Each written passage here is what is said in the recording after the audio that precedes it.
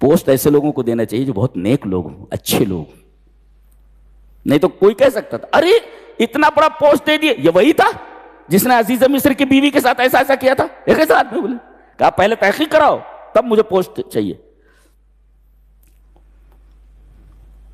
اس کے بعد بادشاہ نے کہا کہ اب کیا کیا جائے؟ کہا کہ مجھے زمین کے خزانوں پر مقرر کر دیجیے. اس کا مطلب یہ ہے کہ آدمی عہدہ مانگ سکتا ہے اگر یہ دیکھے کہ اس کے علاوہ اس عہدے کو بخیر و خوبی سنبھالنے کے لیے کوئی اور نہیں ہے. ورنہ عہدہ مانگنے والے کے بارے میں کہا گیا جو عہدہ مانگے اسے عہدہ مت دو. تو مانگتے پھر رہے ہیں سب جن کے بارے میں کہا کہ ان کو عہدہ دینا ہی نہیں، عہدہ مانگ رہے ان کو دے رہے لوگ. لیکن یہ پتا چلے کہ اس کے علاوہ کوئی اور عہدہ اس عہدے کو نہیں سنبھال سکتا، اسے ووٹ دے دو. جی انہوں نے دلیل بھی دی، حفیظ علیم. 7 سال نظام آب پاشی کو کیسے درست کرنا ہے، کھیتیوں کی اصلاح کیسے کرنی ہے، پیداوار کو کس طرح بڑھانا ہے، وغیرہ وغیرہ ساری چیزوں کا مجھے علم ہے. انی حفیظ علیم. اور باقاعدہ انٹرویو ہے یہ. اس کا مطلب صرف علم کافی نہیں ہے، علم کی بدولت پر، ڈگری کی بدولت پر عہدہ نہ دیا جائے بلکہ انٹرویو لیا جائے، پہلے اس کو دیکھا جائے. انٹرویو بھی ضروری. فلما کلمہ، جب اسے بات کی یعنی انٹرویو لیا ان کا. تو فلما کلمہ قال انک اليوم لدینا مکین امین قال اجعل لي على خزائن الارض انی حفیظ علیم. جی اور دوسرے یہ کہ اگر آپ کسی غیر مسلم حکومت میں بھی رہ رہے ہوں تو آپ جہاں ہیں وہاں حکومت کو فائدہ پہنچائیں، اپنے ملک کو فائدہ پہنچائیں، اپنی سوسائٹی کو فائدہ پہنچائیں، اپنے لوگوں کو فائدہ پہنچائیں، غیروں کو فائدہ پہنچائیں. جی جی جی. اور دوسرا نقطہ یہ معلوم ہوا کہ غیر مسلم حکومت میں عہدہ لیا جا سکتا ہے، کسی پوسٹ کو قبول کیا جا سکتا ہے، قبول کر سکتے ہیں. جی اس قحط کا اثر وہاں تک بھی پہنچا، ان کے گاؤں تک. جن بھائیوں نے ان کے کنویں میں ڈالا تھا اور یہ سمجھ گئے تھے کہ کہیں مرا گیا ہوگا، ان کو کیا معلوم، جس کو ہم نے زمین کی پستی میں ڈال دیا وہ آسمان کی بلندیوں کو چھو رہا ہے. ان کے خواب و خیال میں بھی نہیں رہا ہوگا کہ جس کو ہم نے زمین کے اندر ڈال دیا تھا، پستی میں ڈال دیا تھا، وہ اتنی بلندی پر پہنچ گیا ہے. پتہ یہ چلا کہ انسان کسی کو اگر پستی میں ڈالنا چاہے کہ میں اسے پست کر دوں اور اللہ اسے عزت دینا چاہے تو پستی سے اٹھا کر اللہ اسے عزت کے مقام پر بٹھا دیتا ہے. وہ تو عز من تشاء وہ تو ذل من تشاء کا مطلب یہی ہے. دس از دا میننگ آف وہ تو عز من تشاء وہ تو ذل من تشاء. یہ مطلب اس کا. آدمی کسی کو عزت نہیں دیتا، آدمی کسی کو ذلیل نہیں کرتا. جی وہ تو عز من تشاء وہ تو ذل من تشاء. انہوں نے سوچا تھا ہم نے تو مار دیا، سوچا تھا کہ ہم نے اس کو پستی میں ڈال دیا. اللہ تعالیٰ نے انہیں بلندی پر پہنچا دیا. فقیر ہیں، اس کے در پہ آ رہے ہیں، پہنچا دیا ان کے در پہ. دیکھتے ہی حضرت یوسف علیہ السلام پہچان گئے. 10 اونٹ ہیں ان کے پاس اور 10 اونٹ غلہ لے جانا ہے. ہاں لیکن انہوں نے نہیں پہچانا، وہ بڑے ہو گئے تھے نا اور سوچ بھی نہیں سکتے تھے کہ اگر کچھ سمجھ میں بھی آیا ہوگا تو اتنا بڑا پوسٹ کیسے مل سکتا ہے، بادشاہ کیسے ہو سکتا ہے مصر کا یہ. اور خود انہوں نے ریسیو کیا ان کو. کہا کہ گھر میں اور کوئی ہے؟ ایسا کو پوچھنا ہی ہے. بولے ایک چھوٹا بھائی ہے. کہا کہ آئندہ نا اس کو لے کر کے آنا ورنہ کچھ نہیں ملے گا. اس کو دیکھنا چاہتے تھے اپنے بھائی کو، کیا حال ہے اس کا. اچھا اور جب یہ جانے لگے تو چپکے سے جو انہوں نے قیمت دی تھی وہ قیمت ان کے رحل میں سامان میں ڈال دیا. اور جب وہاں پہنچے جب کھولا تو دیکھا کہ تو پیسہ بھی واپس کر دیا اس نے. کہتے کتنا اچھا ہے، غلہ بھی دے دیا، 10 اونٹ لدے ہوئے غلے دے دیے اور پیسہ واپس کر دیا. ایک نقطہ ملا کہ اگر آپ کسی کے ساتھ احسان کرنا چاہتے ہیں تو فوٹو مت کھنچواؤ اس کے ساتھ، اسے ذلیل مت کرو. احسان کا مطلب یہ ہے کہ اس کو پیچھے سے دے دیا جائے، اسے ذلیل نہ کیا جائے فوٹو لے کر کے. آج آدمی 2-4 ہزار بانٹتا ہے تو کیمرہ مین پہلے سے کھڑے رہتے ہیں. یہ بتایا گیا ہے اتنا بڑا احسان کیا انہوں نے. 10 اونٹ دے دیے، پیسہ بھی واپس کر دیا اور بتایا بھی نہیں ہم نے تمہارا پیسہ واپس کر دیا ہے. نہیں تو کہتے ہم نے فری میں دے دیا غلہ، یہ پیسہ لو. لا لا لا، پیسہ اسی میں ڈال دیا انہوں. احسان کرو تو کسی کو پتہ نہ چلے. یہ ایک اللہ اکبر ایک پیغمبرانہ صفت ہے، پیغمبرانہ صفت. احسان کرنے کے بعد احسان کا پتہ نہ چلنے دینا، یہ پیغمبرانہ وصف ہے، یہ پیغمبرانہ وصف ہے. اللہ نقطہ یہ معلوم ہوا. اب جب دوبارہ آئے تو بنیامین کو اس میں ڈال دیا، انہوں نے پیالہ ہی ڈال دیا. اس کے بعد پیچھے سے لوگوں کو لگایا، ارے بولے پیالہ کدھر گیا؟ حضرت یوسف کو معلوم ہے پیالہ بنیامین کے اس میں ڈال دیا گیا ہے، دوسری مرتبہ جو ہے آواز لگائی انہوں نے، ٹھہرو کہاں جا رہے ہو؟ قال ثم اذن مؤذن ایتها العیر انکم لسارقون، اے اونٹ کے قافلے والوں رکو، تم لوگ چور ہو، یو آر تھیوز، چیپ۔ مڑے بولے ماذا تفقدون، کیا کھو گیا بھائی؟ قالوا نفقد صواع الملک، بادشاہ کا وہ پیالہ گم ہو گیا۔ اب اس کے بعد انہوں نے بتا دیا تھا حضرت یوسف علیہ السلام نے، پہلے بنیامین کا جو اونٹ ہے، سامان ہے، وہ اس کی تلاشی مت لینا، پہلے دوسرے بھائیوں کی تلاشی لینا، پہلے ان کی تلاشی لینے کے بعد بنیامین کا جو اونٹ پر جو سامان تھا اس کو کھولا گیا تو اس کے اندر پیالہ، او بولے یہ ہے۔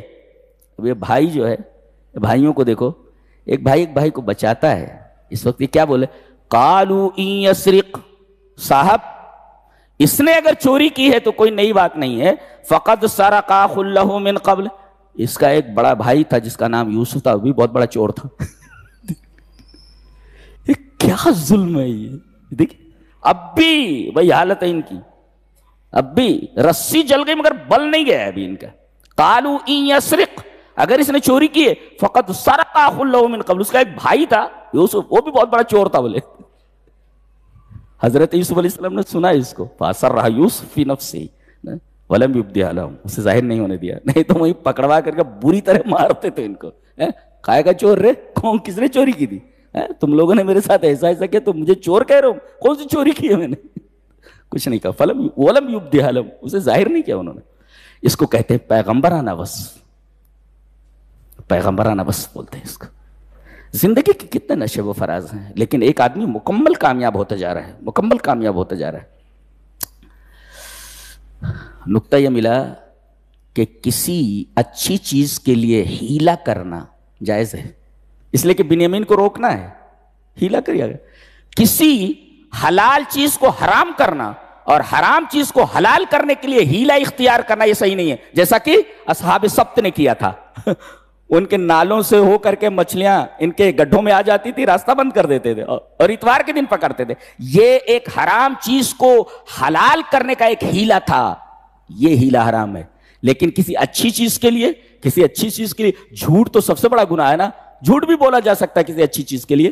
نبی کریم صلی اللہ علیہ وسلم فرمایا 3 جگہ جھوٹ بولنا جائز ہے، ایک تو 2 بھائیوں کے درمیان اصلاح کرنا، لیصلح بین الناس، ایک بھائی دوسرے بھائی سے منہ پھلائے ہوئے جھوٹ بول دے، ارے سنا ہے آپ کی بڑی تعریف کر رہا، ارے کچھ تعریف نہیں کر رہا تھا، یہ اسے کہہ رہا ہے بڑی، او فلاں آدمی کو بات کرتے ہوئے سنا، ارے بڑی تعریف کر رہا تھا آپ کی، تو جھوٹ بول کر کے آپس میں اصلاح کر دینا، صلح میں صفائی کر دینا، یہ اس کی اجازت ہے۔ اور دوسرے جنگ میں اگر آپ کو داہنے جانا ہے تو آپ بتائیے بائیں جا رہے ہیں تاکہ دشمن کو خبر نہ ہو، جھوٹ بول سکتے ہیں۔ اور تیسرے محترمہ ہیں، جی تفصیل کی ضرورت نہیں ہے، ہاں ہوشیار باش۔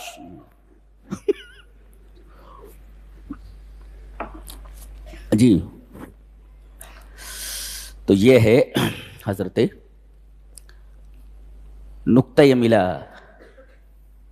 کہ ایک وقت ایسا آتا ہے بچھڑے مل جاتے ہیں، جی پست بلند ہو جاتا ہے، بیمار اچھا ہو جاتا ہے۔ ان کے والد روتے روتے آنکھیں کھو بیٹھے تھے، قمیص بھیجی تو آنکھیں واپس آ گئی۔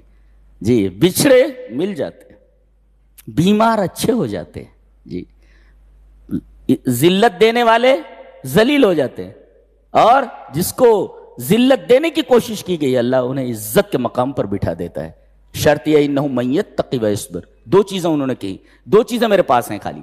حضرت یوسف علیہ السلام نے بتایا کہ کون سی چیز ایسی ہے جس کی وجہ سے اللہ نے یہ سب میرے ساتھ کیا، انہ من یتقی ویصبر، ایک تو تقوی، دوسرے صبر، یہ 2 چیزیں۔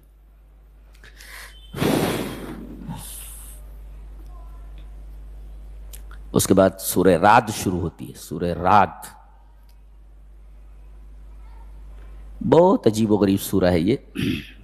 اس میں ایک آیت دیکھیے، ٹکڑا آخر میں، وَإِنَّ رَبَّكَ لَذُو مَغْفِرَةٍ لِلنَّاسِ عَلَىٰ ظُلْمِهِمْ وَإِنَّ رَبَّكَ لَشَدِيدُ الْعِقَابِ، مغفرت والا ہے وہ کون؟ اللہ تمہارا رب، عَلَىٰ ظُلْمِهِمْ، ان کے ظلم کے اوپر، یعنی مغفرت اوپر ہے، ظلم نیچے ہے۔ اللہ تبارک و تعالی نے علت المغفرہ علی الظلم، مغفرت اوپر ظلم نیچے، پتہ یہ چلا اللہ کی رحمت اس کے غضب کے اوپر حاوی ہے۔ جی، اللہ کی رحمت اس کے غضب کے اوپر حاوی ہے۔ نہیں تو آدمی گناہ کرے، خطا کرے تو فوراً قرار واقعی سزا دی جائے، یہ قانون بولتا ہے۔ مہلت دینے کا مطلب یہ کہ اللہ رحیم ہے، اس کا غضب، اس کے غضب کے اوپر اس کا رحم حاوی۔ اسی وجہ سے دیکھا گیا مغفرت کو علا یعنی ظلم کے اوپر مسلط کیا گیا، اور شدید العقاب لایا گیا ذو مغفرت کے ساتھ۔ ایک مفسر یہ لکھتا ہے کہ وہ مغفرت والا ہے اور وہ سخت پکڑ کرنے والا ہے، دونوں کو ایک ساتھ ذکر کیا گیا۔ پتہ یہ چلا کہ آدمی کو رجا اور خوف کے درمیان رہنا چاہیے، آدمی کو امید بھی رکھنی چاہیے اور اللہ سے ڈرنا بھی چاہیے۔ اتنا نہ ڈرے کہ اللہ تبارک و تعالیٰ کی رحمت سے مایوس ہو جائے، اور اتنا بھی اللہ کی رحمت پر بھروسہ نہ کر لے کہ پوری زندگی گناہوں میں گزار دے۔ تو الایمان بین الخوف والرجا، ایمان کہتے ہیں امید اور خوف کے درمیان زندہ رہنا، پوری زندگی گزارنا۔ الایمان بین الخوف والرجا، یہ بتایا گیا اس آیت کریمہ میں۔ جی، ایک بڑی عجیب بات کہی جا رہی ہے، شاید کبھی نہ سنا ہو آپ نے۔ اللہ فرماتا ہے کائنات کی ہر چیز سجدہ کر رہی ہے اس کو، چاروں ناچار، طوعاً و کرہن، چاہ کر بھی نہ چاہ۔ وَظِلَالُهُمْ بِالْغُدُوِّ وَالْآصَالِ، ان کے سائے سجدہ کرتے ہیں صبح و شام۔ کن کے؟ مسلمانوں کے بھی اور کافروں کے بھی۔ اللہ فرما رہا ہے کہ مسلمان سجدہ کرتا ہے، اس کا سایہ بھی سجدہ کرتا ہے، لیکن کافر اللہ کو سجدہ نہیں کرتا مگر اس کا سایہ سجدہ ضرور کرتا ہے۔ یہ عجیب بات ہے کہ آدمی کا بدن سجدہ کر رہا ہے مگر آدمی کا بدن سجدہ نہیں کر رہا ہے مگر اس کا سایہ سجدہ کر رہا ہے۔ یہ عجیب بات ہے۔ وَظِلَالُهُمْ بِالْغُدُوِّ وَالْآصَالِ، یہ بہت حیرت انگیز بات ہے جو یہاں کہی گئی۔ اس کے بعد یہ کہا جا رہا ہے ڈارون نے فلسفہ پیش کیا تھا، قانون survival of the fittest, as a know, جیسا کہ میں جانتا ہوں مطالعہ کرتے کہ اس کا ایک قانون تھا، سروائیول آف دا فٹسٹ، جو چیز زیادہ فٹ ہوتی ہے، ماحول کے مناسب ہوتی ہے، وہ باقی رہتی ہے، اور جو چیز ماحول کے مناسب نہیں ہوتی مٹ جاتی ہے۔ یہ قاعدہ ہے سروائیول آف دا فٹسٹ۔ اللہ تبارک و تعالیٰ نے اس سورہ کریمہ کے اندر ڈارون کے اس قانون اور اس قاعدے سے اونچا قاعدہ پیش کیا ہے، یعنی survival of the most useful, جو سب سے زیادہ نافع ہو۔ اس نے بقائے اصلح کا قانون بتایا، ڈارون نے۔ قرآن حکیم نے بقائے انفع کا قانون بتایا کہ جو زیادہ نفع بخش ہوتی ہے وہ باقی رہتی ہے۔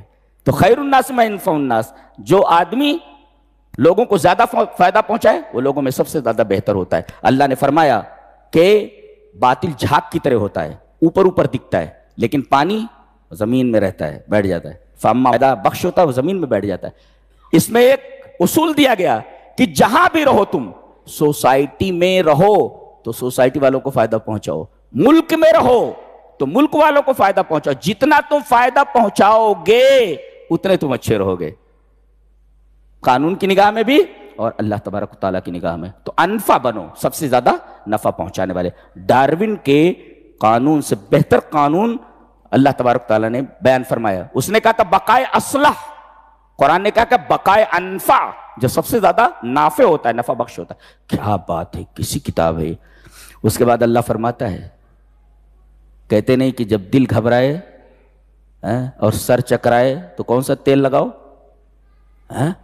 کسی تیل کا ایڈورٹیزمنٹ کرتا ہے کوئی، ہے نا، جب دل تیرا گھبرائے تو پتہ نہیں کیا یہ تیل لگائے، کچھ ایسا کچھ قافیہ وغیرہ۔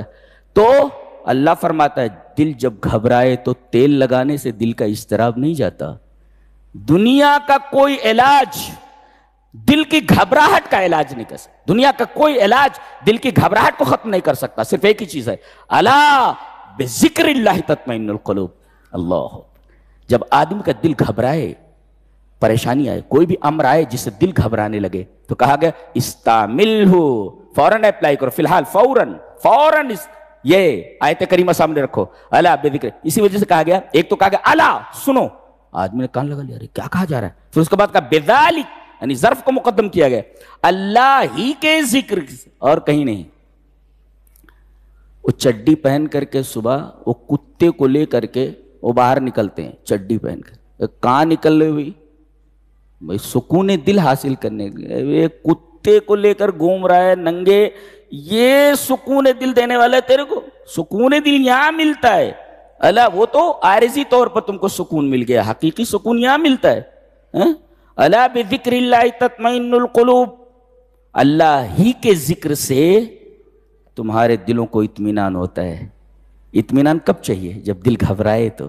تو دل جب گھبرانے لگے کسی مصیبت کے آنے سے، کوئی پریشانی آ جائے اور دل جب گھبرانے لگے تو صرف اللہ کا ذکر کرنا چاہیے، فوراً اطمینان مل جاتا. الا بذکر اللہ تطمئن القلوب. اللہ، یہ تو سب لوگوں نے چھوڑ رکھا ہے. سب بیماری